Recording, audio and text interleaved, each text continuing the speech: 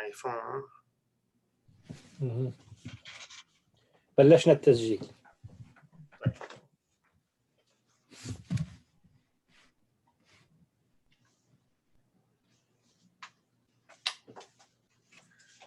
طيب اول شيء الله يعطيكم العافيه على الشورت نوتس، يعني سامحونا على هيك كان المفروض من اول يوم من 3 الى 4 نحدد وقت.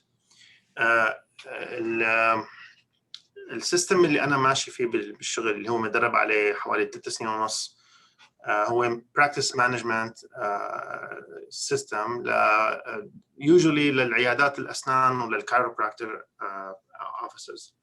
بس هو السيستم مستقى من إلرون هابرد اللي مساوي التشيرش اوف ساينتولوجي، ومبلش فيه بالخمسينيات، وبعدين يعني التشيرش تبعه او هم بسميها تشيرش يعني الاورجانيزيشن تبعه يعني grew and spread بشكل كثير extensive، وصار وعمل مانجمنت سيستم تو اوبريت هالاكسبانشن بحيث انه يكون الاكسبانشن مضبوط ويكون دائما في upward movement بالعمل financially speaking. هلا في طبعا مليان كونتروفيرسي على موضوع الساينتولوجي، ما بيهمنا الموضوع. احنا الكومباني اللي عملت التريننج للدنتال اوفيسز بما فيهم عيادتي they secularized، يعني they extracted المانجمنت سيستم من كل هالحكي الثاني وطبقوه على سمول اوفيسز. عندنا مجموعه مثلا الطريقه اللي تعرفت فيها على السيستم كله هو عن طريق عياده كانت سنجل براكتس، دكتورين وعندهم 1 لوكيشن، شي $1 مليون بالسنه، يمكن 1997 بلشوا. هلا حوالي 25 مليون دولار براكتس collectively، وعندهم 8 or 9 locations طبعا still expanding. البزنس موديل بيشتغل على كل السيت ابس، حتى لو ما كانت profitable، حتى لو كانت شغله يعني ما لها بزنس اصلا. اي اكتيفيتي كان بي اورجنايزد بهالسيستم. في يعني انا حطيت الفيديو، ما بعرف اذا حدا حله الدكتور طارق شافه، تناقشنا فيه يعني، بس ما بعرف اذا حدا ثاني شافه. الفيديو اللي حطيته كمقدمه يعني بيصلح انه يوفر علينا، بيخرج يوفر علينا وقت بالحكي. انا من شير سكرين وحاول انه اكون مثل ما بيقولوا مختصر بالكلام. اذا في مجال دكتور طارق يعني تنبهني وقت بوصل ل يعني ربع الوقت، يعني بكون ممنونك. الجايدنج برنسبلز قديش الوقت انت محتاجه مشان ننبهك؟ انا يعني اذا فيك تنبهني يعني ربع ساعه ونص ساعه. انا ححاول اخلص كل شيء عندي بشكل مكثف بنص ساعه. طيب اوكي ماشي. فاحكي عن بارادايمز، وهن يعني حقول لك من هلا، يعني ما حقول لكم على شغله ما بتعرفوها من قبل. كل شيء حاحكي لكم اياه انتم بتعرفوه، واذا ما عم تطبقوه حتى كل ما هنالك انه في نوع من التنظيم للافكار بيساعد بموضوعنا الاصلي اللي هو how do you market and become self-sufficient، حتى expand your revenues بالاكتيفيتي اللي عم تساويها. فبس اصبروا علي لانه مقدمتها شويه نظريه يعني، بس بتشوفوها انه relevant. في 3 definitions حكون شوي احاول انه اكون interactive معكم. 3 كلمات اذا فيكم تعطوني الامبريشنز تبعكم انه شو معناهم. اول كلمه هي affinity، صعب الرسم بالماوس. وثاني كلمه هي reality، وثالث وحده ثالث كلمه communication. هي يعني اول نقطه حنحكي فيها هي الكوميونيكيشن فورمولا حنبني عليها، او عفوا الاندرستاندينج فورمولا. هي الاندرستاندينج فورمولا حنبني عليها البيسس تبع الماركتينج كامبين اللي انا اقترحت عليكم انه تكون المجموعه عم تشتغل على اساسه قبل ما نحكي على موضوع الاورجنايزيشنال بورد. فالافينيتي، اذا بتسمع كلمه افينيتي شو بتبادر لذهنك المعنى؟ يعني السؤال للكل.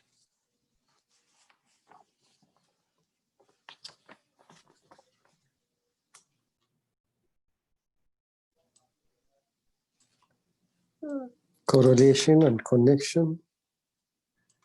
affinity دكتور طارق، شو بتستخدم الكلمة المصطلح أنت شو بالعادة بتستخدمها الكلمة إذا بتستخدمها؟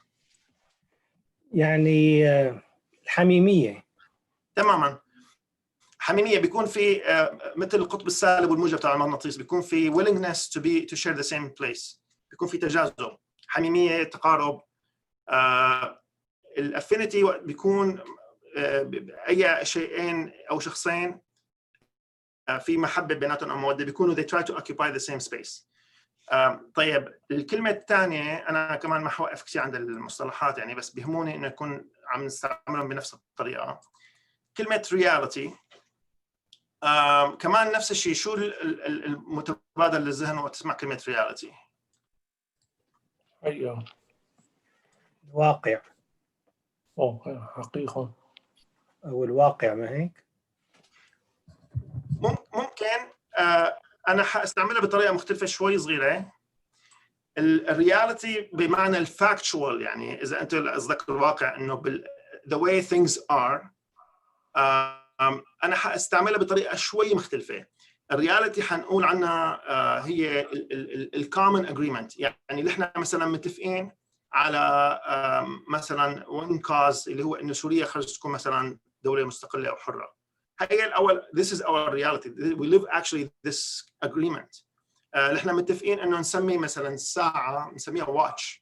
It's an agreement. ما في fact بتقول هيك. اللي احنا بنسميه freedom عند غيرنا باعتبار anarchy أو chaos. الwatch doesn't watch anything, you watch it actually. وحتى as a matter of fact you don't watch it, you just check it. بس اللي احنا بنسميها مصطلحا watch. فالرياليتي حنستعملها بمعنى الagreement اللي متفق عليها، سواء كانت إلى يعني proof علمي ولا لا. Is that okay؟ حنستعمل كلمة reality بهالمعنى. كلمة communication كمان إذا بتريدوا تعطوني الانطباع تبعكم شو بتستخدموها أو شو بتعني لكم؟ اتصالات، تواصل. طب معلش تشرح لي أكثر. تواصل بين الفريق اللي بده يشتغل، بين الorganization. How things are, you communicate orders, you communicate what you've done and so forth. طيب أنا استعمل مثال تالي بالكوميونيكيشن. الطريقة اللي حنستعملها في عندك شخص وشخص ثاني. آسف هذا الرسم هون شوية صعب. في عندك شخصين، وين هي؟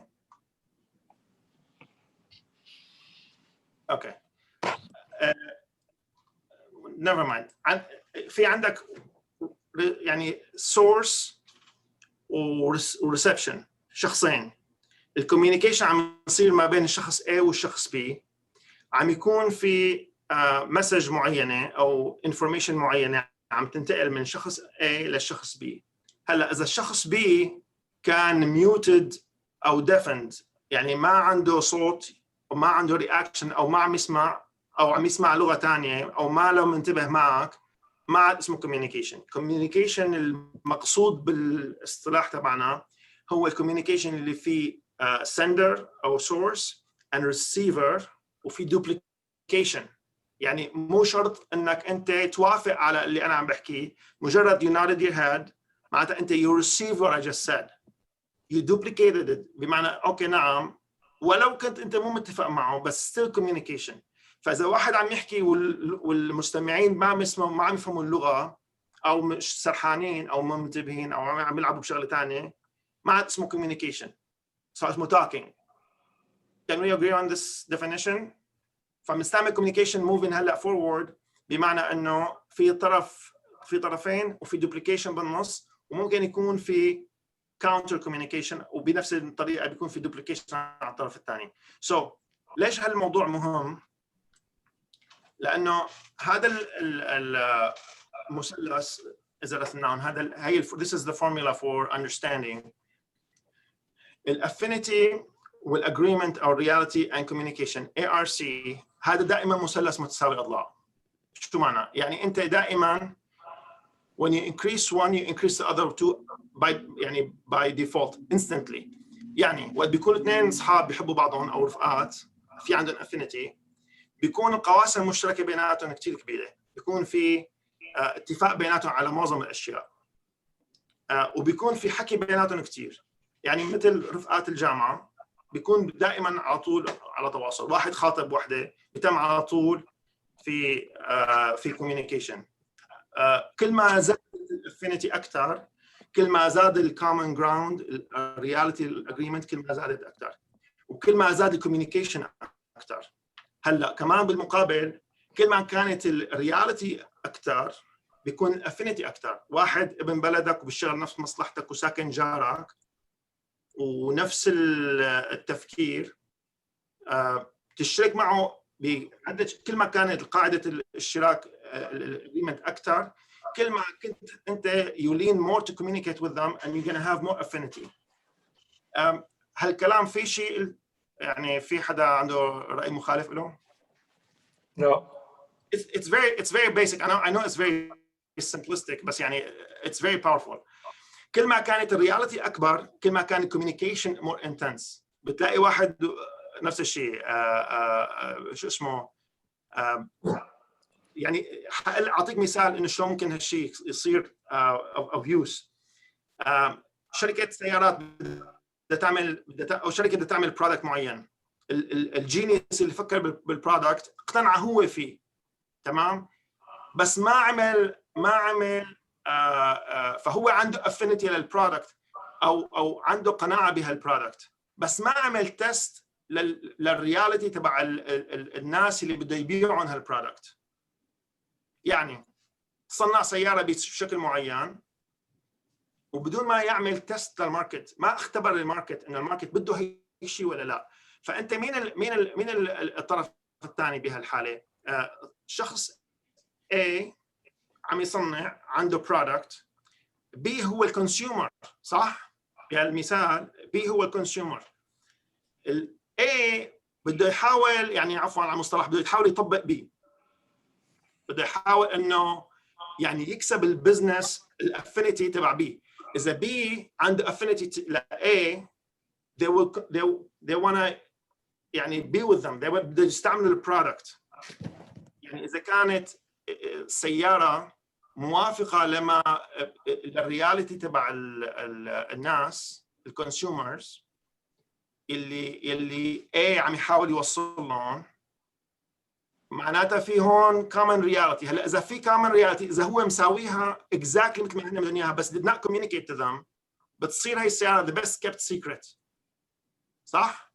بتصير يعني ممتازه السياره بس فشلت اقتصاديا لانه ما حدا دري فيها انه هي موجوده.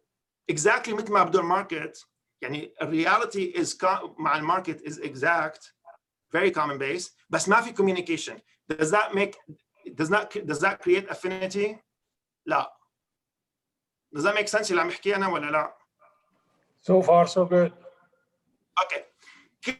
كل ما كان في هالافينيتي هي عفوا هالرياليتي هي منتج يعني البيس موجوده and you communicate more مع B مع الكونسيومر تبعك، عندك wide base of agreement and you intensely communicate with them.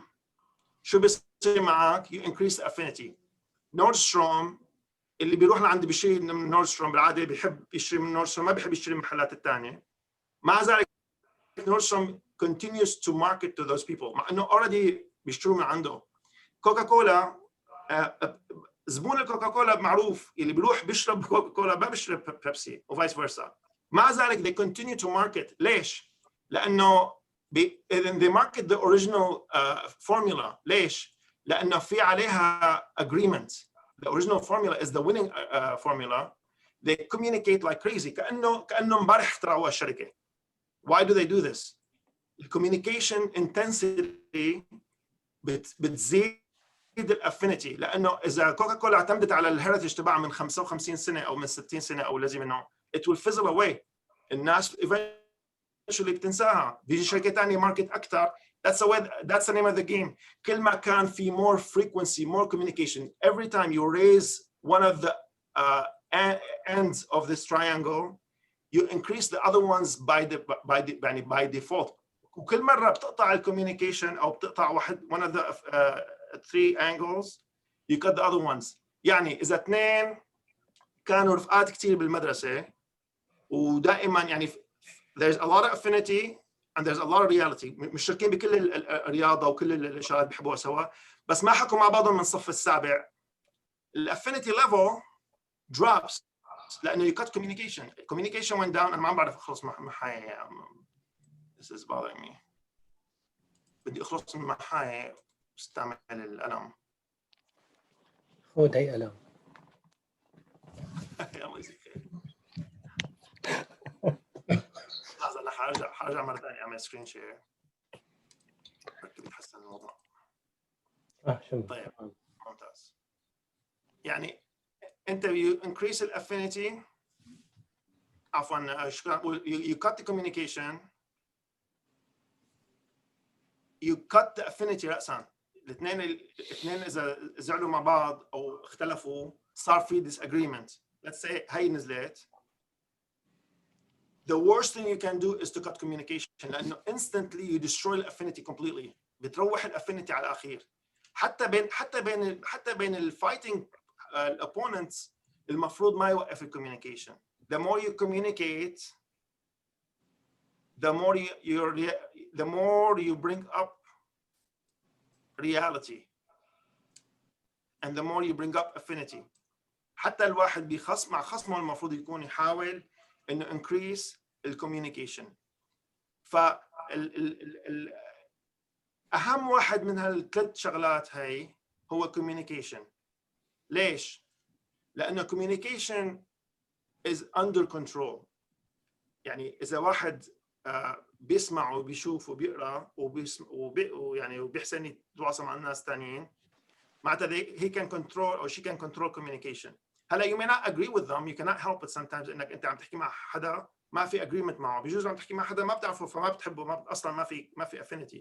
شلون بتبني الافينيتي؟ شلون بتبني الرياليتي؟ عن طريق communication. So communication is the key in this triangle لأنه it's fully under control.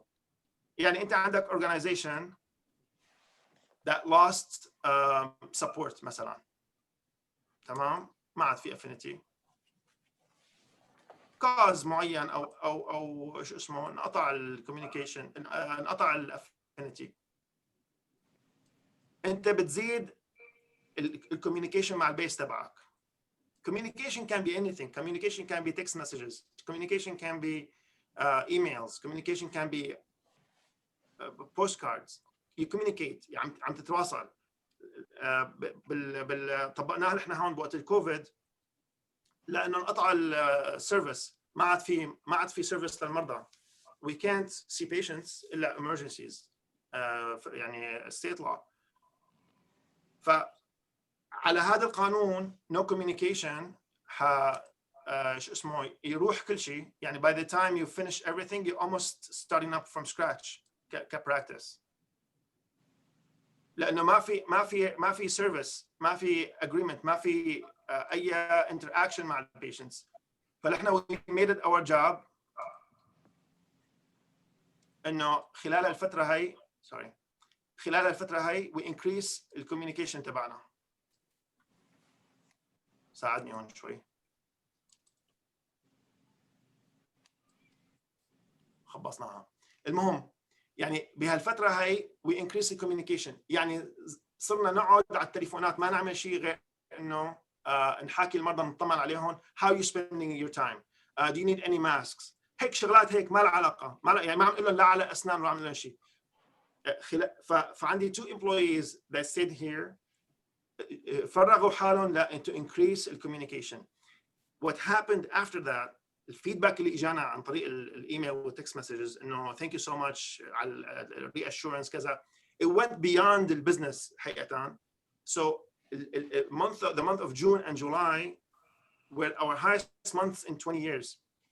يعني حتى we almost made all the difference, all the loss that اللي خسرناه ب April and May.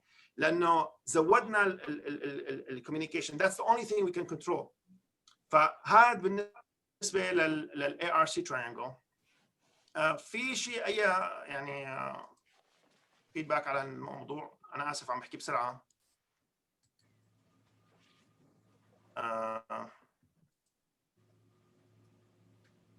طيب هذا عم تبعي. حنحكي عن another paradigm KRC. Knowledge, responsibility and control. هذا البارادايم الثاني اللي هو يعني الفورمولا enabling formula the control formula. وترجمناها بالعربي ترجمناها انه هي معادله التمكين. كيف تمكن انسان من انجاز او انتاج شيء. knowledge هلا حاختصر عليكم موضوع الديفينيشنز. we're going to use knowledge مثل ما انتم استعملتوا الرياليتي اول شيء. knowledge is facts. جزيئين ذرتين هيدروجين وذره اكسجين بيطلع مي. It's just proven fact. Knowledge we're going to use here as the proven information. Responsibility is a big word. حنستعملها بطريقة حقيقة يعني مختلفة عن بعض الاستخدامات. كيف الناس تستخدم كلمة responsibility. أنا هون في عندي intersection وفي light وأنا سيارتي هون وبدي أروح لهون. That's my destination. I want to go this way. تمام. شعل ضوء الارو أخضر. أنا بلشت أتحرك بهالاتجاه. في واحد متخانق مع مرته أو على التكست مسج تبعه جاي شيء خبر سيء. ما وقف على الريد لايت تبعه. collided with me at the intersection. تمام. أنا أعطي إشارتي خضراء هو أعطي إشارة حمراء. Something bad happened. لا سمح الله. Who's responsible? The question is for you. Legally, it's him. Okay. But it's He is to blame. I mean, he's going to be responsible for all the injuries. He's going to be responsible legally because he crossed a red light. You did not. It was your way. صح. Yep. Okay.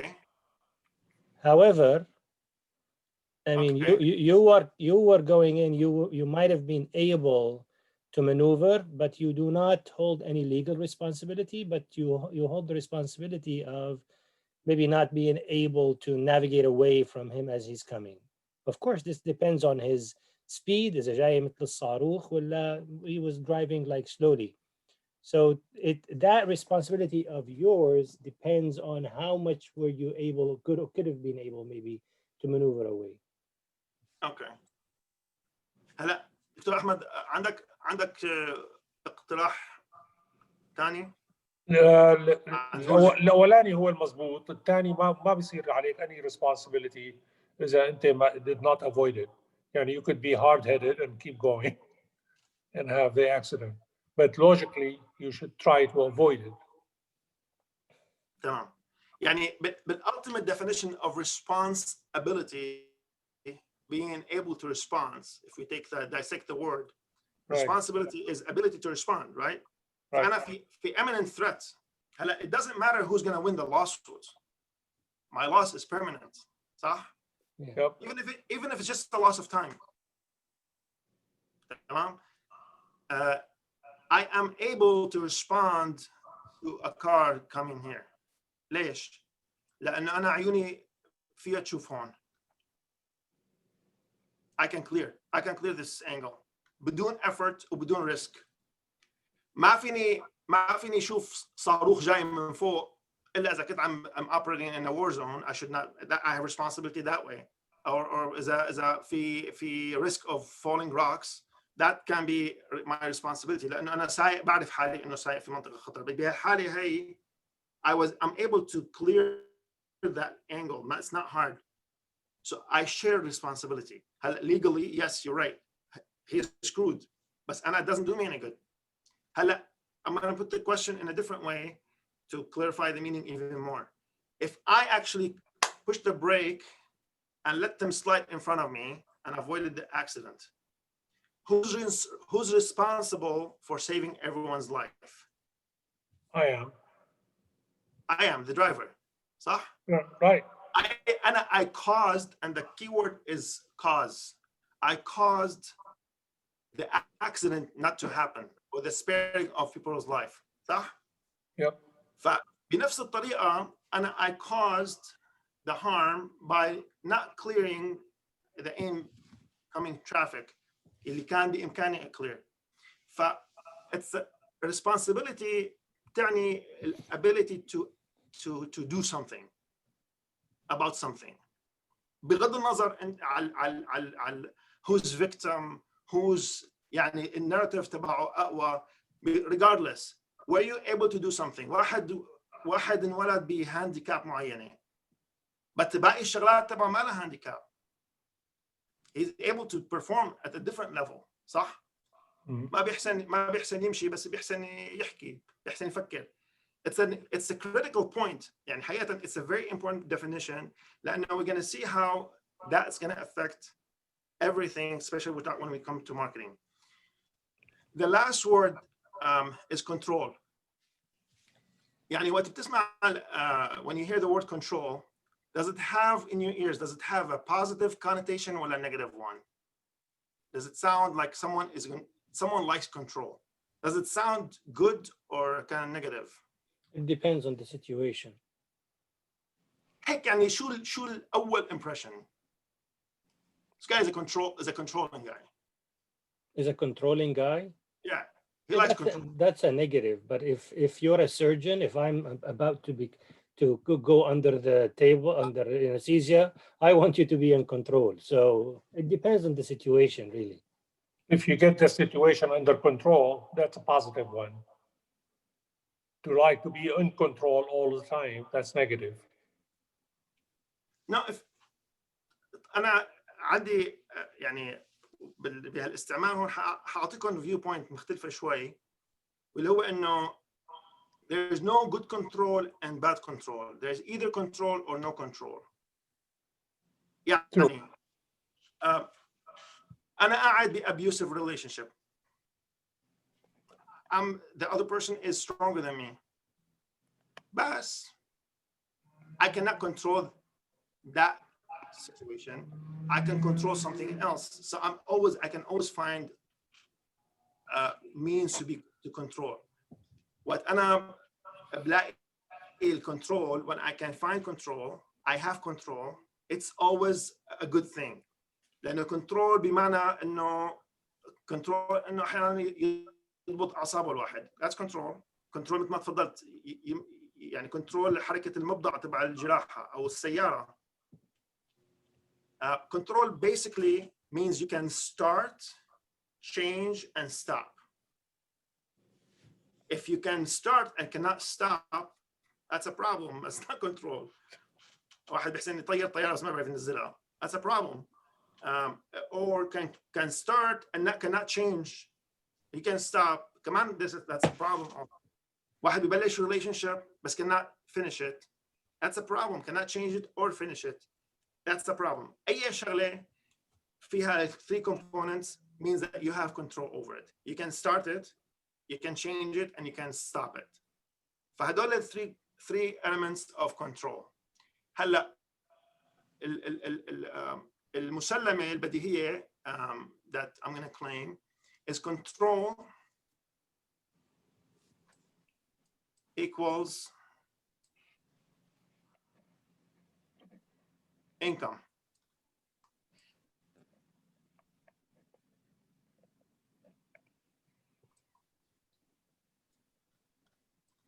control equals income. The more control you have in general, the higher your income level will be.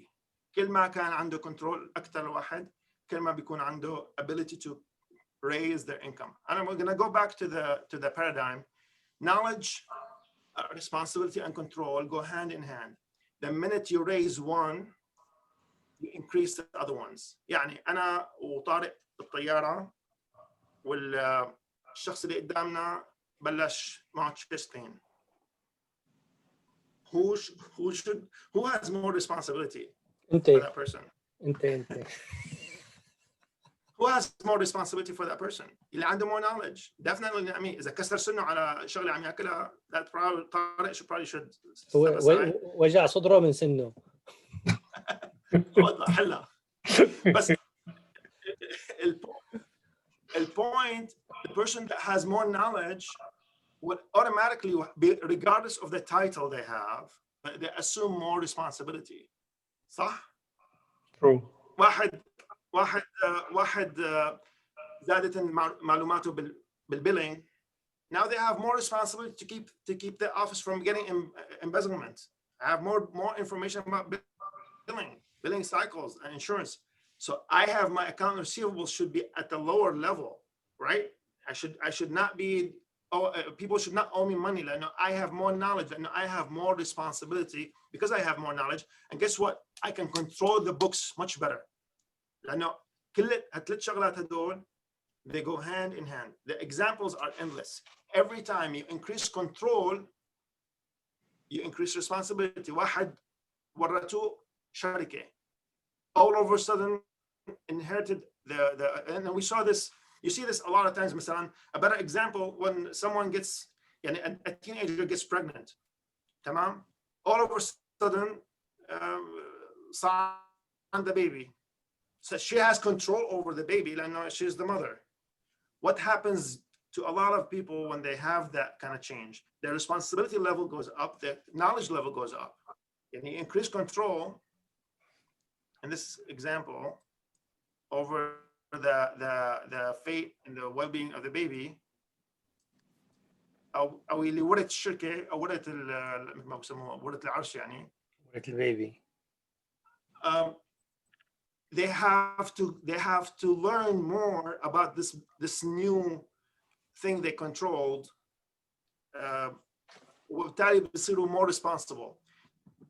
Does that make sense? ولا did I lose you? No, this is in fact perfect sense. هذا مثال للpregnancy. للأسف نحن بمجتمعاتنا we do not increase their knowledge for marriage. We do not increase their knowledge for getting children.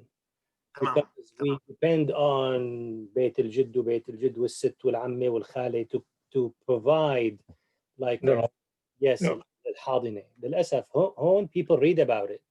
They go, they read, and they get ready with the knowledge, which increases the responsibility and the control. Very nice. Very nice. Yeah. هذا التريانجل بيعطيك it solves a lot of problems. انت when you appoint someone to a new position بالoffice ولا organization and you give them responsibility without control, عمليا انت you set them for failure. Yes. Okay, انا بدي اياك تصير كذا بس check with me every time you want to do something. Like you give them responsibility, you cannot do that. You give them responsibility, you give them control, but you also give them knowledge. This is how this job is done. This is how you answer the phone. 1, 2, 3. 2 lines open. 1, 2, 3. بتعطيهم knowledge. بعدين بتعطيهم responsibility. Then you give them control. تمام? هل paradigm we're going to use it now backwards with the first paradigm with the اللي هو to build affinity. ARC. With the ARC. Remember, when people have affinity to you, towards you, to your business, to your company, to your organization, to your cause, they will give you time and money. When you have affinity to someone, you buy them gifts. You do business with them. صح? You support them verbally. You support them financially. You don't have to beg for if they have affinity to you. You don't have to beg them for support. they will come and support you because they have affinity. They are drawn to you. You're not chasing them for money. Does that make sense? Yes. ما في داعي تعمل كتير effort. Money will come towards you لأنه you are attracting it. That's the definition of affinity. But you have to have agreement, and exactly, you have to have agreement and you have to communicate. هلا بتلاقي in our example مثلا بالorganization, okay, الناس okay عندها general agreement with the concept of what you do. But if you don't communicate intensely what you're agreeing with them on, you're not gonna have the affinity. You're gonna have to chase them rather than have them come to you. فهاد the key in this thing is communication, right? And control is the name of the game. So you control communication.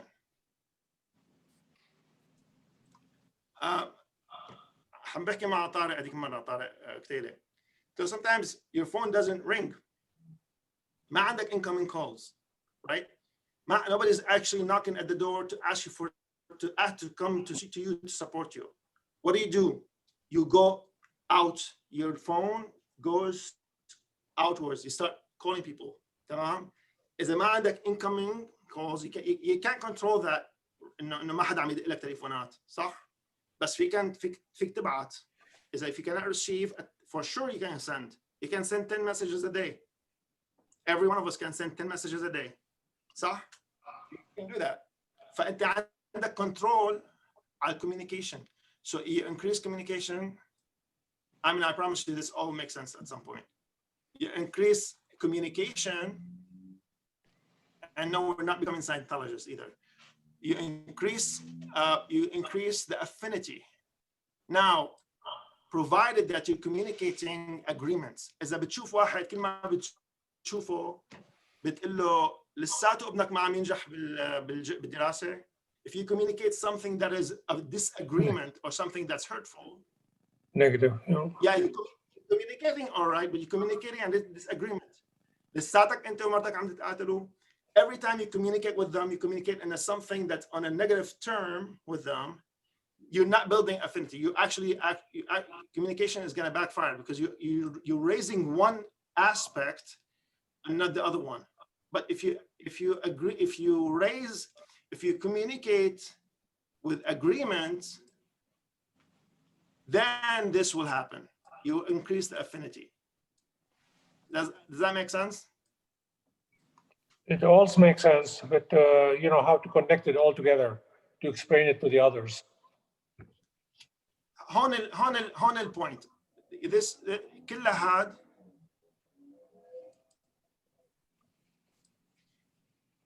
boils down to increasing communication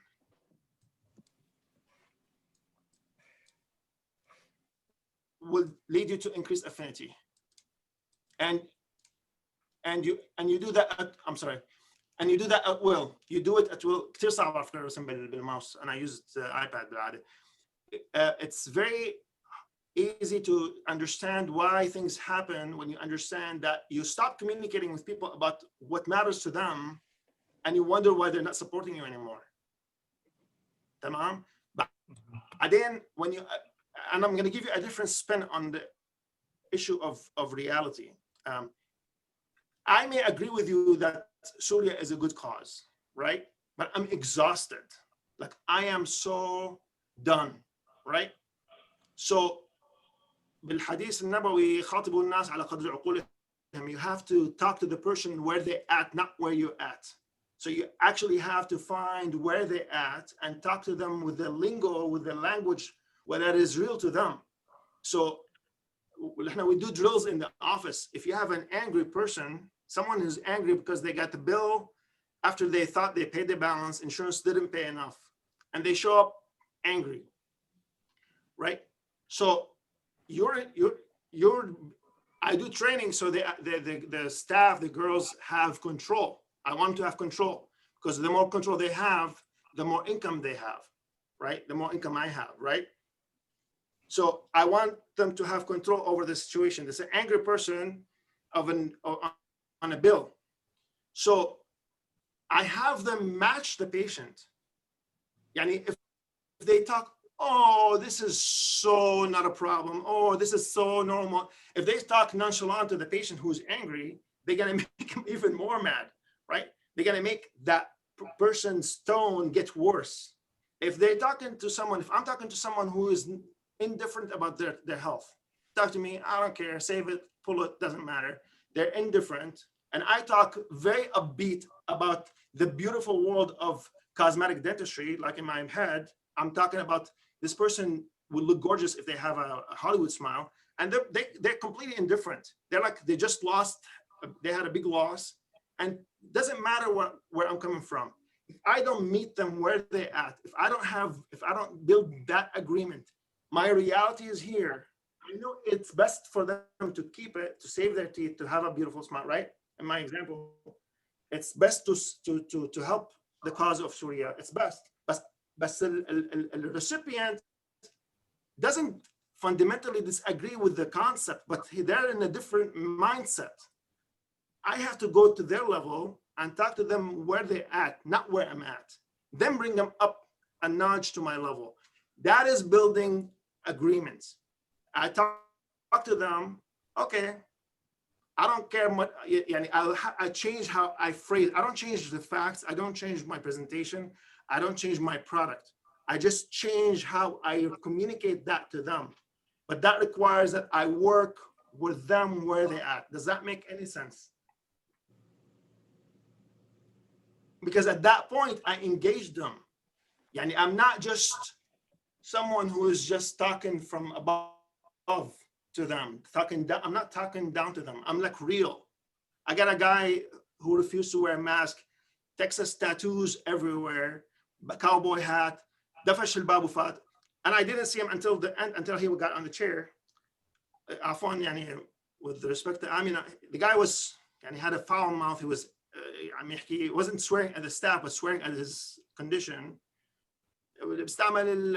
Words generously. So I excused the hygienist, who's very polite and very timid. I asked her to leave. I sat down, I told him, I'm gonna do your cleaning.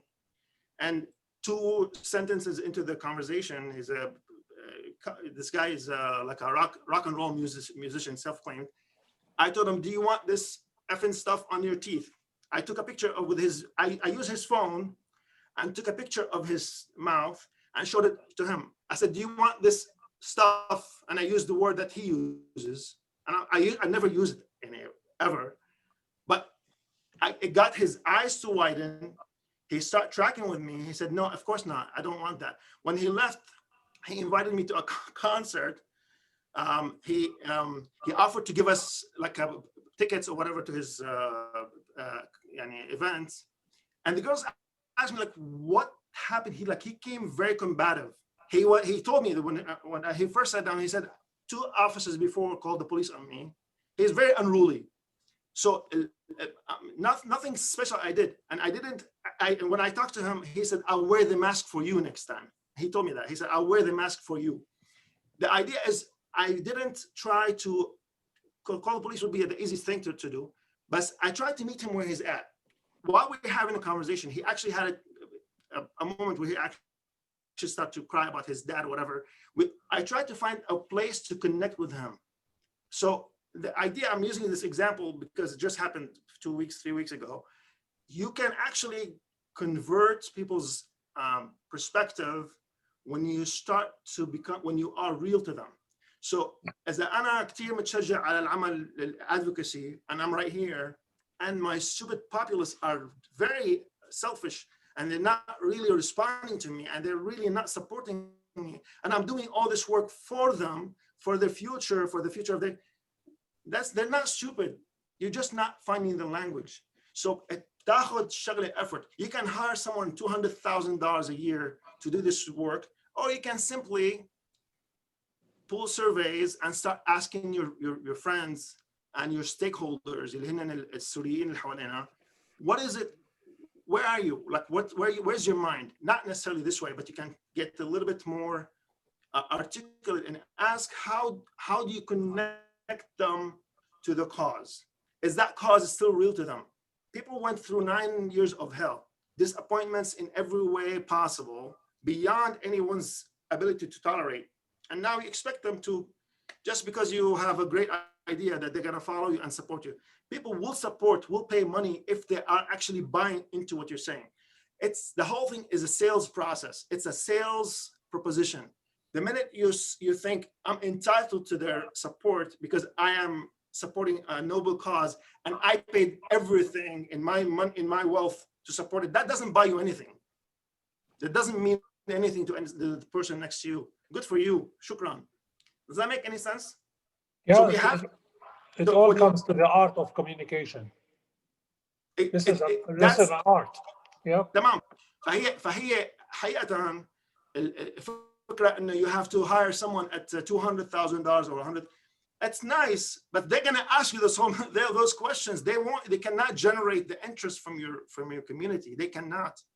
We have to do that work anyways.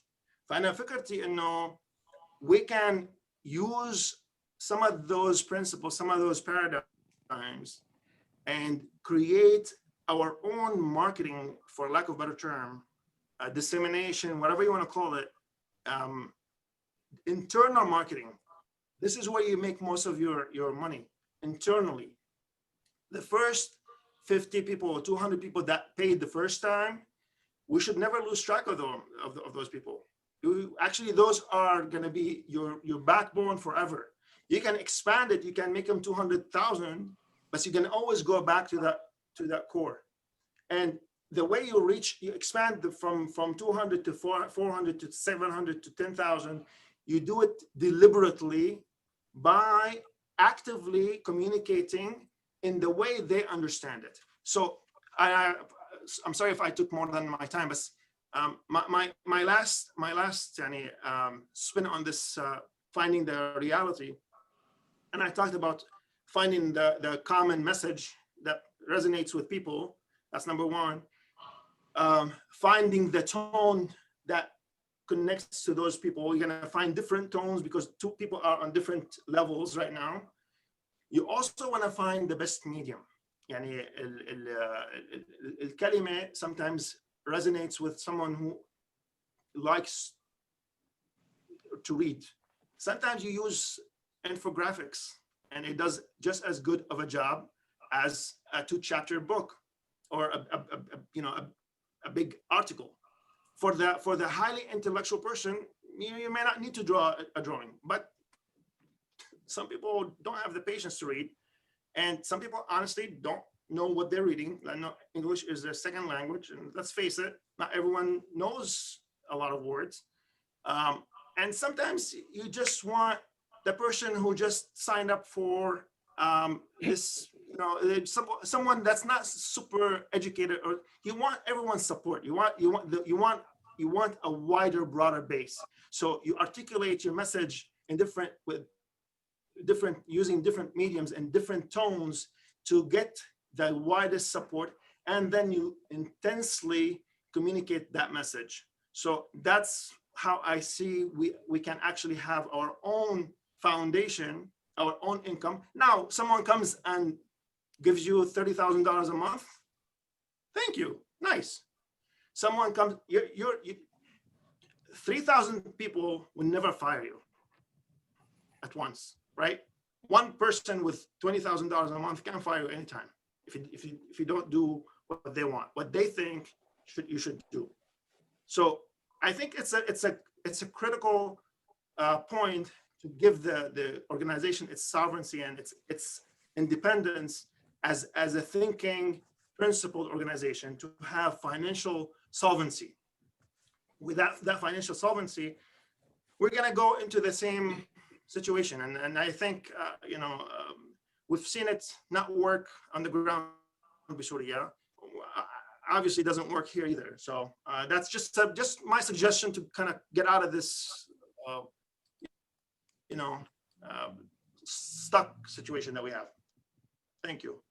Okay, thank you so much, Firas. This is great. And so what do you do, just to finish, what do you do with that angry patient that has the bill that that happens every day? I get angry with them at the stupid insurance company. And I Okay. don't throw the insurance company under the bus entirely because I have a contract with them. Yeah. I just go with them. They think that I'm not the enemy anymore. Okay. And I show them with everything I have that I'm on their side. I'm as mad as they are. And then let's come up with an agreement. Let's come up with a solution to this, because I don't want you to be mad. I don't think it's fair for you to be told something. I understand. I don't write it off. They pay it. No, I got Most times they pay it. But I approach it in a way that shows them that I actually care about them more than I care about the money itself. Excellent. Okay. So now we need to bring whatever you presented to our situation. I think what you've presented is how to increase our membership, basically. Yeah. Because if we can get those 100, 200, 500, 1,000, 10,000 people supporting us, and then you can have huge support. You're not in need of that person who pays 30,000. And I think we have not done, we've done a good job. Basically, we've targeted certain people that can pay, but we've also missed out on a lot of people because Kayla is being carried up by what, 30, 40 people. That's it. I think it's at a time, this is a cause that has tens of thousands of people that's supposed to help it. So how do you suggest, do you suggest that we create a survey, send it out to Syrian Americans and say, what do you think about that? We have to craft it carefully. I'll give you an example of what you said about this high level where you want to be and they're here. And I think this does not mean that you're right and they're wrong. It could very well mean that maybe you don't have the pulse of those down here, what you consider down. I'll give you an example. In the past couple of years, you've noticed there are people that have been going back to Damascus to visit. I know a lot of them. They're all pro-revolution. You can't come and bash them because they went back home. I know somebody went back to see her mom who was dying, and her mom died. Somebody went back to see their dad after their death. They just wanted to bury them and so forth. So you can't just go to those people and start bashing them because you number one, you can't go. So that situation does not apply to them. They can go, but they can come back and support you anonymously. So that creates this I think snobby niche that you show that, oh, we're better. Why are they going? And we have done this in the big group, in the political discussion group that has hundreds of people in it. That when we become snobby, why are they going? And they're deserting the cause and so forth. In fact, you need everybody on board up to their whatever they can participate in, up to their responsibility and their control that you give them and their knowledge that you feed them. So that's my take a little bit on that part. I think we have to get to the information data on all the Syrians in the United States and draft probably some communication. That's where it comes, the communication, electronic or mail letter, to see their introducing what we're trying to do and see their level of interest and start follow it up with a phone call. So we need to have a lower level employee for the follow-up calls with these people. What do you think? Most definitely. And honestly, and I'm sorry, I'm referring back to my office, but this is what I know. We conduct periodic surveys on the basic questions. What do you like in a dental office? What do you like in a dentist? We ask the simple question to the patients who already come here. The reason for that, I want to hear the word. Maybe I'm going after high tech. Maybe I want to give my office a look of a spa. Those people don't care about that. So I probably should not promote something that I like that they don't like, right? So surveying the public, our public in this case, is initially the Syrian Americans. I think there's a bigger public beyond that, but let's start with our people. We have to get their pulse, and we have to get their pulse objectively, not what we like to hear. And what you're gonna hear is probably not everything you like, but that's the reality. And you may have to change your narrative in a way that does not breach your belief system to become more user-friendly, more reachable to those who are on the fringes. Like we alienate a huge chunk of people by giving them color, literally. مسميين رماديين يعني إذا ما معي ما فرقنا شيء عن النيو كونز اللي كانوا من قبل. ف you're right 100%. But I'm gonna suggest the following. If you watch the video with the beads and cupcakes and all that. Yeah. If you watch that, actually it's oversimplified, but you can really scale that thing in a massive way if you want. If you have a division that has no purpose to exist but to market, has a mandate to produce leads, publications, messaging, outreach in a systematic way, and you operate on numbers rather than on feelings. You start managing by statistics. Yani, and I know as of today, October 24, 2020, on my database, I have 300, I just made that up, 375 people on my Kaila's list, email list, right? We sent out in the last quarter, masalan, 7,000 collective pieces, right? Outflow. So my goal for next round of statistics, which could be a month or a quarter or even a week, is to get that number to go up. Everything you can measure, you have to remember this, everything you can measure, you can increase. You measured it, you measure how much money in the bank, you can increase that. فأي شغلة فيك you can measure with numbers, you can increase. So you attach the term in the business world is KPI, key performance indicator. Basically attach a number to that one activity. For instance, money in the bank is KPI. Money spent is another KPI. Money left, that's a third one. So those are the vital signs. Membership, number of members, monthly outflow, how many things we sent out. So those need to be monitored like a dashboard and a GPS in a car. If you don't have a GPS, if you don't have a dashboard, you're not going anywhere. You're most likely going to end up on the side of the highways somewhere without friends at some point. If your phone doesn't have a battery indicator, or your car doesn't have a dashboard, or you don't have a GPS, you really have a problem. So those KPIs or statistics attached to those different functions tell you where you're at any given moment. It can be good, can be bad. Do you rather know the vital signs of the patient or not? I want to know the vital signs for sure. So those give you the good news and the bad news, so you can actually use the KRC triangle, the second one, to actually increase your responsibility and improve your outcome. Because without that data constantly being fed into you or real time, you are driving in the dark. You have absolutely no idea where you're going. You definitely are not going to hit any target. For sure, you're not going to hit any target. So when I say run the organization as a business, I don't mean monetize everything and make it money driven. I'm talking about running as a business, even if the purpose is smoke cessation and the Za'atari camp, let's say that's the organization is just designed for that. You should have a business model to follow so you can actually make progress. Because without any of those indicators, you're not going to get anywhere.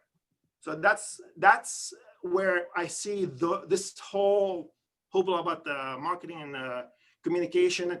That should fit in one of those divisions that has no purpose to exist except to expand the base and invite more membership and bring more money to the bank account.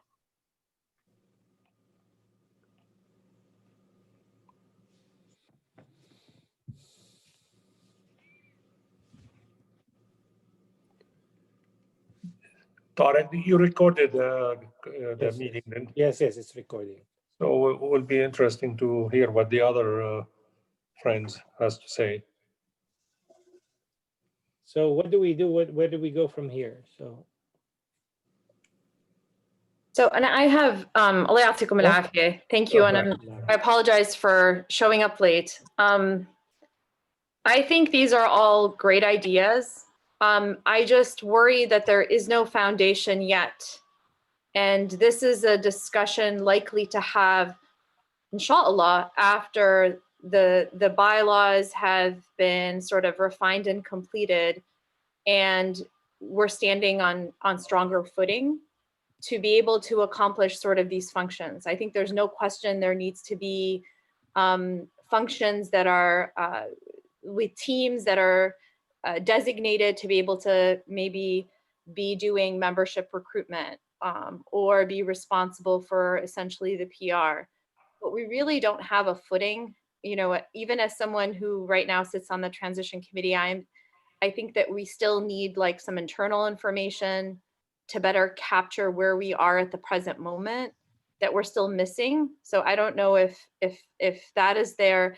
I think this is all valuable. I just think that there are some prerequisites that are needed before we're able to think about the envisionment of what can become after the designated tasks that we put ahead in the charter. And so those are my 2 cents, but I don't disagree with any of it. I do agree about membership. I do agree about you know, recruiting. I agree, and you and I, Dr. Firas, have spoken before about fund development, and development's all about communicating, sustained communication with people who are funding your organization, and it continuously develops and grows. I also agree that we need to meet people where they are. And that's actually in research and nonprofit. It's people come to an organization to support it for their own motivations. And whatever those motivations are, we meet them where they are. It doesn't mean that they're wrong or we're right. As Dr. Tariq, you were saying, it's more of we have to understand that people come to the organization for different reasons, and that's okay. We just, at the end of the day, sort of need their support. So this is all, I think, stuff that I know personally on board for, but I think that there's a lot of prerequisites that are essential, and foundational sort of work in the bylaws, gaining all this data, and then presenting some sort of like broader structure. It could include like different committees where certain people could just be working on certain projects to be able to build this up. I worry about us taking a little bit too much more than we can chew, because I think the designated tasks that we have set for ourselves are already a lot. And I think afterwards, bi'idhni ta'ala, recruiting individuals that sit on from these 30 or 40 people, I think that individuals would be more than happy to then sit on sort of these subcommittees that are essentially become teams, and they could have these designated tasks. Yeah, and that's like my input. I don't know if it's much, but. No, this is great. I think you need even maybe to start working on the names of those subcommittees or committees. Yeah, absolutely. So membership is important. Membership as well. Something that's also, yani, I wouldn't call, in nonprofit, it's never called fundraising. Fundraising is an aspect of fund development where you fundraise for like a particular event or at a particular event. But fund development is very much personal. It's very much long-term, and it very much requires commitment. Knowing people's names, knowing how much that they've given, knowing their reasons why they give. There are softwares that keep track of this for nonprofits that we continuously update. Every time we have a phone conversation, every time we have a meeting, we're updating this information. And so this is a long-term sort of commitment, but that it requires like its own sort of team just designated for that. What I will also say is we can't talk about fund development. We can't talk about increasing sort of the support of the organization without having proper I call them props because that's literally what they are. They are things that you can take out to show people who are new to the organization to understand what you do. They're the annual report, they're brochures, they're a website or a landing page that you can take them to. They are infographics. However, whichever ways that we're able to share with people, so that way we understand what appeals to them. And it could be a variety of different things, and that's okay. It could be advocacy. It could be more specific to a region, like the issue about northeast Syria. Who knows? But that's not the point. The point is you need to be able to appeal to all these people, and that requires a lot of time. That requires money invested in administrating it, administrative sort of spending outside the advocacy, so advocacy can happen. And so these are all important components to kind of keep track of. And so, yeah, I think that it would require some thought through of what are the priorities in terms of like the different committees that need to exist. What are some sort of prerequisite or dependencies that are required to be done so that, the second or the third sort of task can roll out. And who are some individual members that already sit on Kyla's that would be willing to participate? Dr. Ahmed, you wanted to say something? Yes. Okay, and I agree with Amina. It's very important to have the vehicle first built, and then have these committees, and for membership and all other activities. So we have to have the bylaws and have the like a corporation, build up the corporation, then assign committees. And yes, I mean, always we have to work on that vehicle, and maybe working on the bylaws is something that we need to do. I just want to point to one thing that we might have failed in this by dividing our constituency into so there is Northeast Syria, there is Northwest Syria, there is the Southern Front, there is those under, and the people, for example, that are there, they're interested in the Northeast Syria part. There is Zor and all that, Al-Badi, and that comes with it. Those who are from Idlib and Halab and Manatiq al-Muharrara, that's what they're focused on. Those who are from Damascus, maybe they are focused on, keeping and preserving the city from being destroyed completely. And so then there might become a conflict of interest. So which one comes first? So that's one issue. Remember, we are all Syrian Americans here, and we lobby the Congress and we lobby the administration.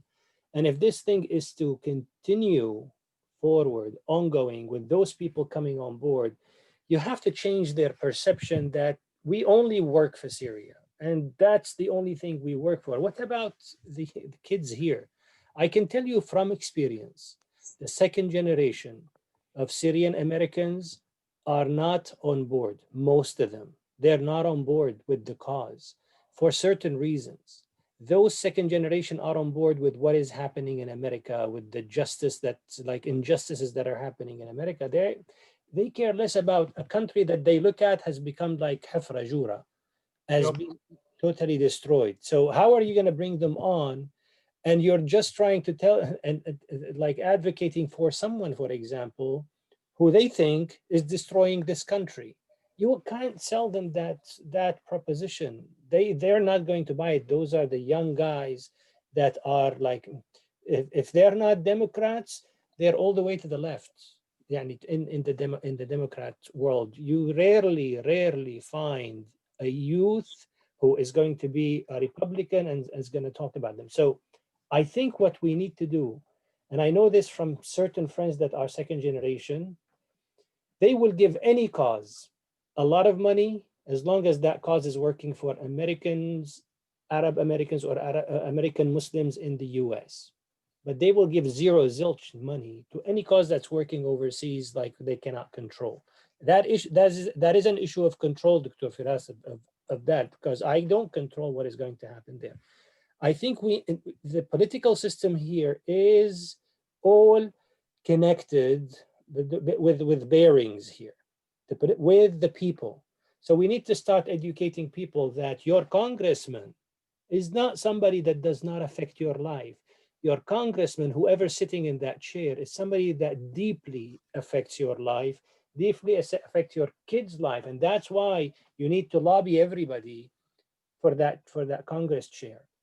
That happens with everybody, whether it's those who are lobbying for that, the doctors, the engineers, students, chairs, everybody. We need to start at the level of the localities. Some of the second generations have done a great job, and I can tell you from what I know from CARE. One time I was with Nihad Awad, and so we were going to pray, and I told him, congratulations. I heard you guys like won 50 like local elections and national. That was when Rashida and Ilhan won. Ali, they are 65 now because they were waiting on the count. 65. This is good. So we need to start at the school level, at the municipalities level, at all the local levels, going all the way up to the other ones. And I think our constituents need to know that this is where it starts. It doesn't start with Trump. It starts, in fact, with the grassroots. Absolutely. عندي سؤال أخت آمنة. This is the part that I struggled the most with.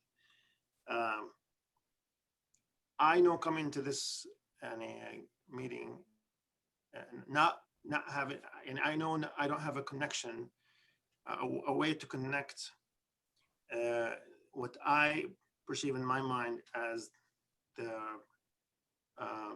flow chart or the activity chart to the structure that will produce the product that we want, to the concept of the bylaws. The bylaws, in the way I understood how they can maybe work together, would organize how the different wings or departments, committees, if you call them, how they interact together, and how who has what say over what, and who decides what in terms of internal governance.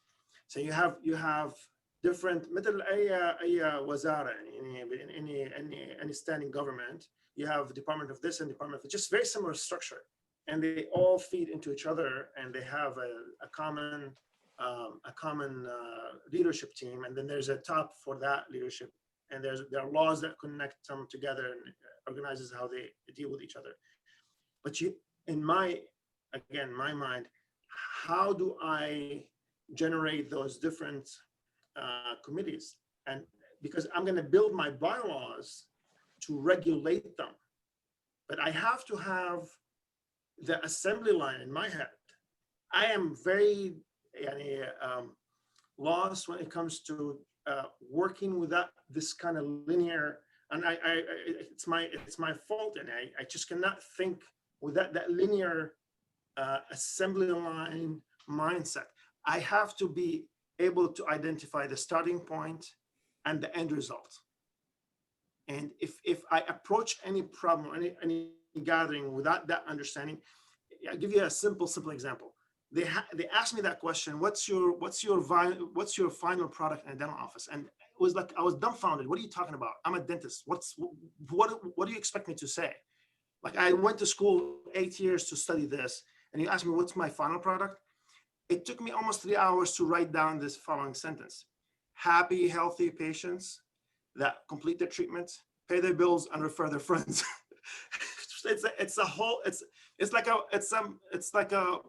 It was an aha moment. If I cannot name my product, how the heck am I going to organize my activity to produce it? Sorry, we have a fire department right nearby.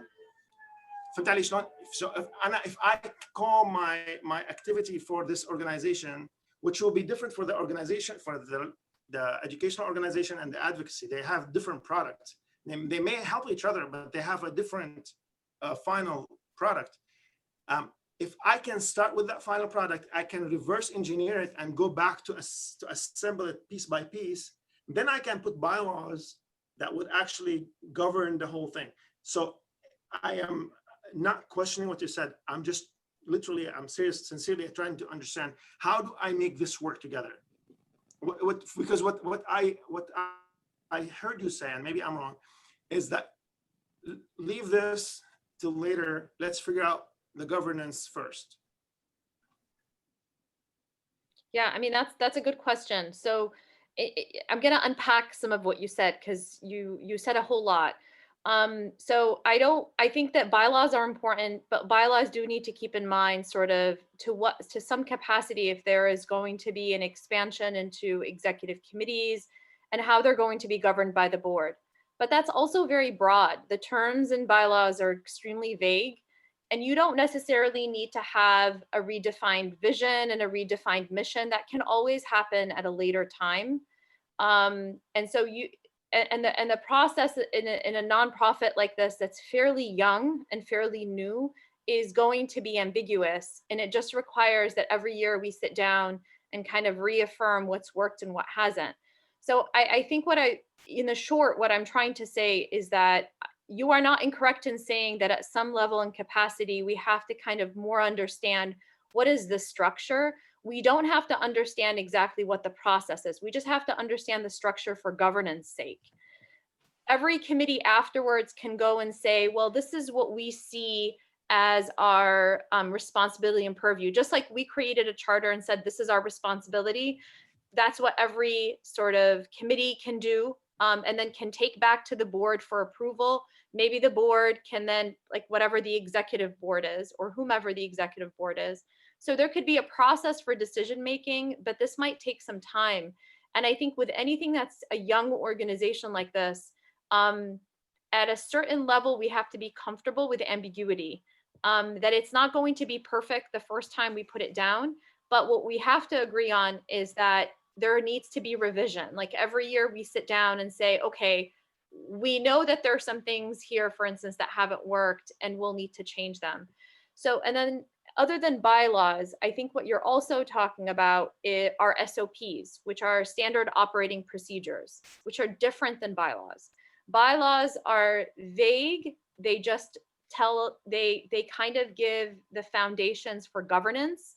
The SOPs, the standard operating procedures, give the processes for how decisions are made. And I think you might be thinking about those, but I also think we might be getting a little bit too ahead of ourselves to delve into that if we are thinking about structure. There's no question if we add additional committees, that needs to be thought through so there aren't problems and everybody understands, for instance, what's the process for making decisions and who has the authority of whom. But I think that can come with time. But I think all in all, I think all of these conversations have led us to believe that there needs to be sort of a continuous process of improvement in terms of thinking about sort of the longevity of the organization. This is not like, the transition committee is working on it, then we drop it because in a couple years it's all going to come like blowing up again. And it creates vulnerabilities within the organization. So it's a lot of coming back and sort of revamping and rediscussing what needs to be put down in policies to make sure that individuals don't bump heads, that there is a larger sort of envisionment of what is that mission that we are sort of working towards, and everybody understands what that mission is. It means when members come on board, they are onboarded maybe to an orientation. This is what the organization does. This is how you can participate in becoming, in being in the organization at different levels. Maybe you just want to pay. That's your motivation. You just want to feel like you're contributing. Maybe you want to do more, or you have the, capability to do more, and what that looks like. I think that these are all sort of really broad, institutionalizing ideas, but and they're important. But I think they come later. So I think if we just create the structure now, sort of the backbone, and we make sure that what we envision is included in the bylaws, the governance, which is sort of how the organization is going to be governed, then we can move on to work on SOPs. Then we can move on and ask each committee to work on a charter. Then we can move on and make sure that there's, a process by which decisions are made and everybody agrees on them. There's a more robust and expansion of membership because there's a designated team that's just working on that. But I think that these are all important, but the governance comes first, and is critical. And the only thing that's really missing for the governance, at least from my standpoint, is just understanding the structure, and very minimally authority and decision making, which I think is straightforward. A committee is not going to have complete authority. Everything needs to come back to some governing board, and then SOPs can come later. I hope that answers your question.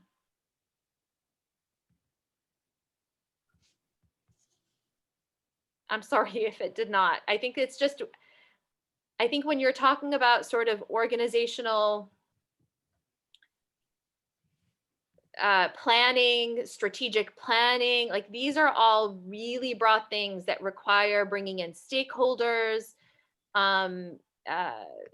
Yani, I think if we want to talk about membership and even like different committees that are working, again, this needs to go back to all the members and they need to be on board for it. And maybe, you know, I think even before going to the broader community and doing a survey, our stakeholders deserve that, being asked that question first, because they have been the supporters all along before we go to the broader community and we're trying to be able to recruit.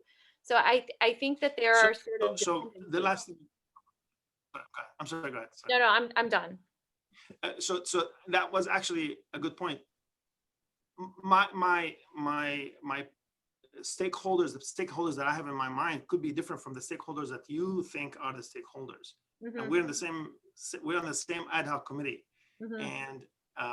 And you've been attending events or supporting Kayla for some time, and I've been doing the same. Who are the stakeholders? So when you said we're missing the structure, well, that's precisely what I'm talking about. If you have a concept of how you want to, forget the details on what committee does what when. Sure. That's not a problem. Actually, right before COVID and after the conference we had, there was a talk about, actually Tariq, I think, was the one that suggested a lineup of committees.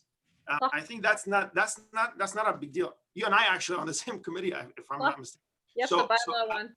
So I think it's we're not completely talking about two different things, but devising the structure with this end in mind, that we want at the end to have a precise operation. Mm-hmm. That when you leave everything to be discussed, and I'm not suggesting this, when everything will be to be determined by the larger group thinking isn't very effective usually. And actually, especially if there are none of them is specialized in this kind of work. So group thinking, I'm not very comfortable with when it comes to precise design of an operation. I think you may have to work, not you, I'm sorry, we have to work on brief structure and maybe some governance, broad governance rules, create the bylaws, but the end, at least in my opinion, the end result should be a precise operation that's really structured in a way that doesn't allow for what happened 3 weeks ago to happen again. When no one person thinks that they can call the shots and shuffle things around and just kind of create a scene. That's not going to happen. It shouldn't happen. Right. So I'm no disrespect, but that's not an organization. That's more of an individual effort. So right. So I'm not necessarily disagreeing with what you're saying. I'm just saying it should be a stage, yes, and then move from there to give some direction. I think if we can, we should. Now, I'm not saying we should mandate force ourselves to do that. If we can provide them with something functional, don't leave it up to them, because I'm not saying they're any less or more intelligent, but group thinking usually wastes a lot of time. I think they should approve it. Everyone should be on board. We should have agreement on it, but we should maybe at some point present beyond the basic structure. We should try to present something workable, so more time is saved, I guess.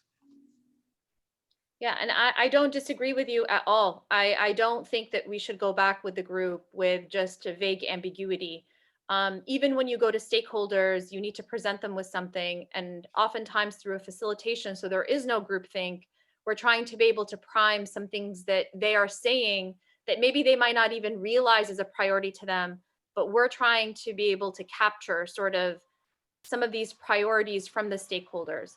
So no, I don't disagree with you. I think that we're on the same page in terms of providing some sort of functions beforehand. What I do say in terms of going to the stakeholders is when we want to discuss, say, priorities of advocacy, or we want to discuss how do we create, like, what are some values within the organization that we're going to be making decisions, or in terms of what is a criteria that is sensible for membership. I don't think that we as the TC need to be the ones. Now, we can provide recommendations to expand the membership because that's what we were tasked with. But I think that there are some broad questions that we should not be answering on our own. And through a facilitation, there's no requirement for groupthink.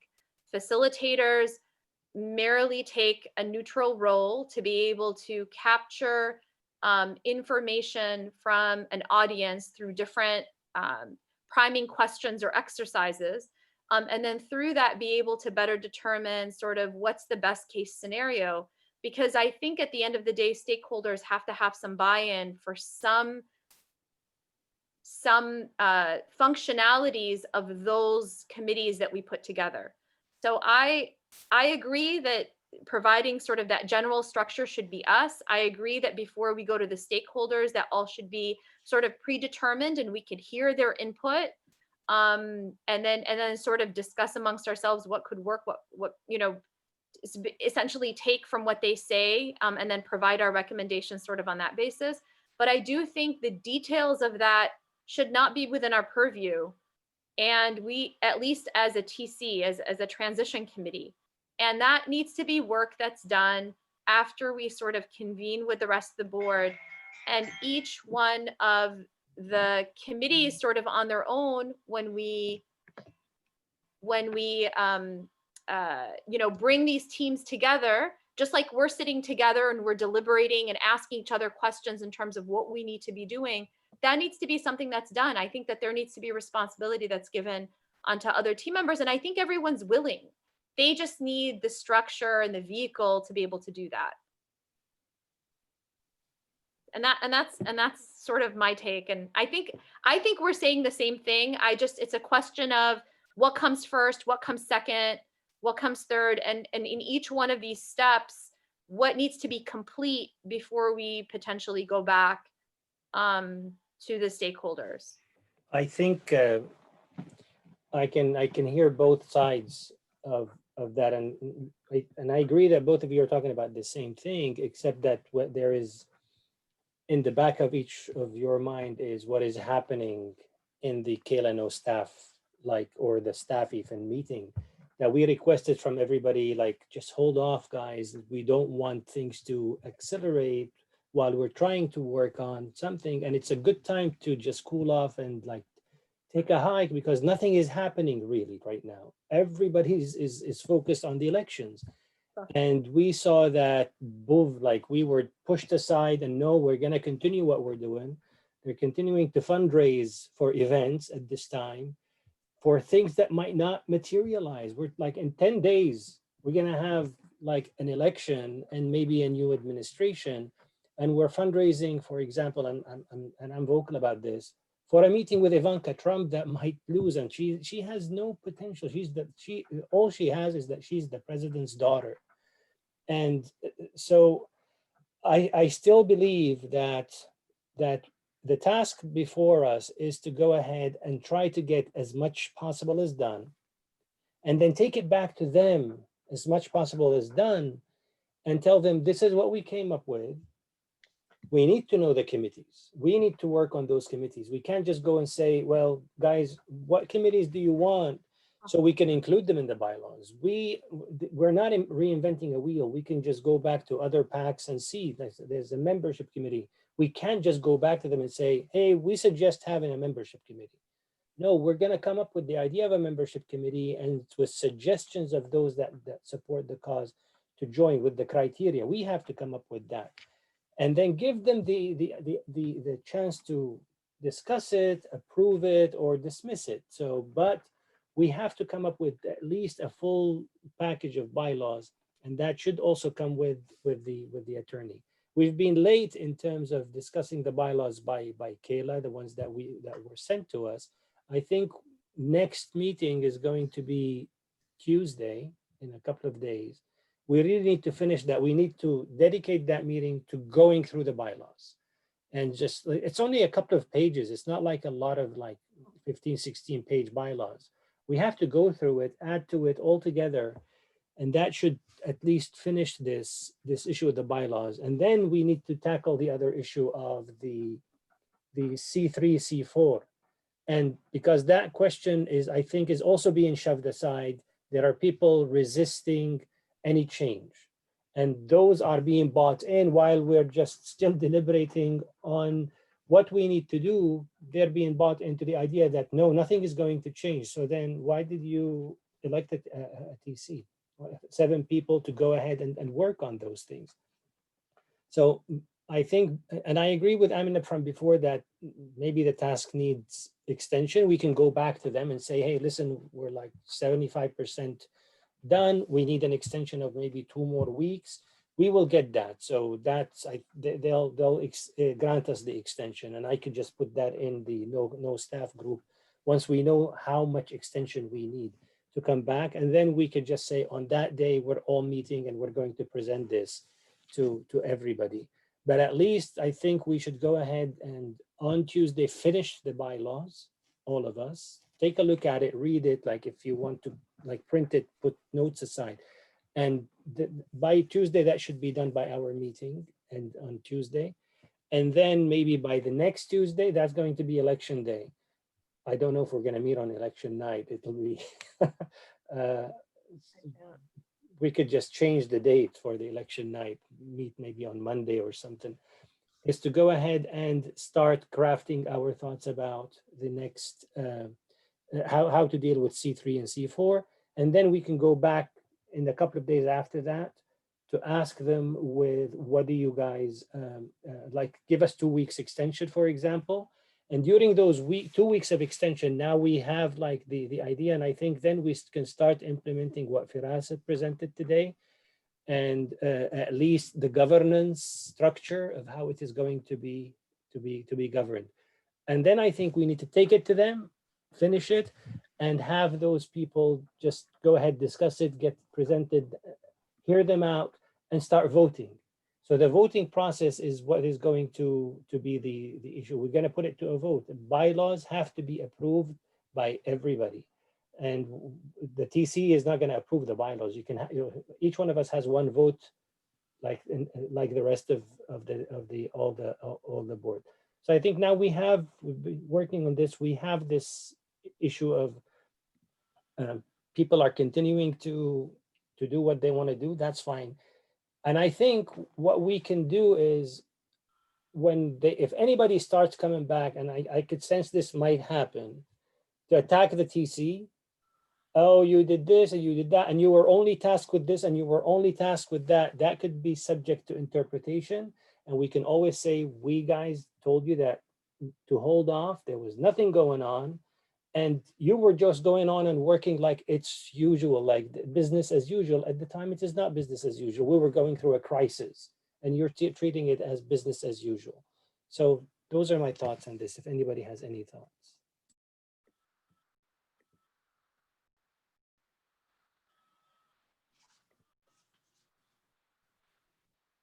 So I just want to make sure that it looks like before our next meeting, we talked about bylaws. Part of what needs to be included in the bylaws is different potentially committees or different functions that we see that are important that we'd like to include to make sure that they are part of the governance section, or whatever section. We can add sections, that's fine. But since we're here together, I think we mentioned some that are important. So we talked about membership talked about fund development, which essentially could be part of membership or needs to be part of membership because can't raise money without people. What are some other functions? And I'm sorry I joined late. I don't know if some of those were mentioned prior.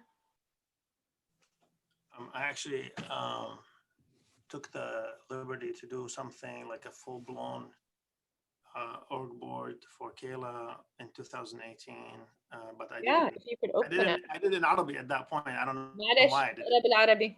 it. But I probably revisit it. I'm gonna just make general suggestions. Please. So I think a political division or Government. that pertains to choosing what to lobby or what to advocate for. That is a very specialized group of people that have the political understanding of the current situation in Syria and the current political scheme in America. That could be a combination of members and hired people. I think that will be like the central nervous system. That's the brain of the central nervous system. I think that's where all the political direction will be taken. That requires, and I'm going to tell you honestly, I'm the person you should exclude from that group. Just not my area, honestly. I have like general understanding of مثلا the Kurdish issue, or very, very broad, but I would bring the biggest brains to this division to cook the best narrative and the best position the group will advocate for. I think that is a division by itself, and the communication division or communication department, I should say, is the group that can translate the narrative that the PAC is working on in different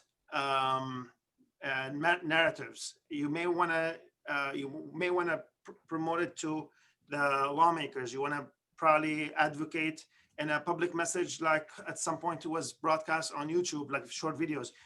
So you have like a whole communication segment or division that would specialize in conveying. I think it's worth having an HR department for legal reasons, for recruitment, even if that covers volunteers as well. There should be criteria. No, not just anyone because my daughter wants to volunteer should send her and have her. There have to be some guidelines, and there has to be some formal onboarding to anyone, a volunteer or paid. So especially with the legal aspects to this, I think it's worth having to get the maximum effectiveness of any person who joins, and to get all the bases covered. I think at some point in time, there should be not necessarily a legal department, but maybe combined with the first segment, with the first political or division, there should be some legal office, someone that actually can vet everything we're doing from a legal standpoint. Most definitely, there have to be a treasury, fully independent, just to document incoming and outgoing money and have everything compliant, audits ready at any given moment, and compliant. So that there, I think we can, if you can dissect it like that, what would you need to do to get the best outcome? I think you'll come up with the divisions. This is pretty much what I was talking about in a way that you kind of cover all the basics. So almost becomes seamless. Like nothing wrong can happen. You have to have so many failures at so many levels at the same time to have an actual catastrophic failure. So those are some of my thoughts. Definitely communication communication actually can be two different departments. You have the internal communication. I think it's very critical. You laugh if you come to the office, you laugh, you think we're from the 50s. And I have an inbox pending out, just like my dad's old office in the old company. Literally paperwork. I know nobody does paper, but this is precision. Like you get nobody mistaken for what they were told versus what they delivered. So some internal communication is very important, because that way you can put filters on what gets communicated on mediums that the company owns. If this is our WhatsApp group or this is our Facebook page, we have rules. I'm sorry, if you sign up to be a member, you accepted all that what comes with it. Okay, so we're going to be finishing in a couple of minutes because sorry, yeah. So I'm sorry, those are my thoughts. I'm sorry. Yeah. So let's work on like the bylaws that we have. Yeah. And we could add like the executive committee, that's one thing. The finance committee, that's a standing committee. Membership committee is a standing committee, and then media and outreach committee is another. Those are usually the basic committees in any one of those like non-for-profit organizations. Then we could add like ad hoc committees that are entitled, like entrusted with something, they finish it and then it gets dissolved. So those are the things that we have to. If you have any other thoughts, have to be like really like concrete so that we could put it in and then start working on it. Then the membership committee, we come up with the membership tiers. We discussed like students and like those who are going to help us versus those who pay the dues. Students going to be for free, but they're still members and they do have a vote. And then we'll come up hopefully with the voting rights and all the regular procedural like Robert's Rules of Order that we are going to implement so that to conduct the business as a real organization and not just an organization that only has the title organization, but it's running like the Syrian way. So anything else so we can conclude? Thank you all. Okay. Thank you all for coming. Thank you for your time, and we'll see you inshallah Tuesday. Ciao. Assalamu alaikum. Wa rahmatullah.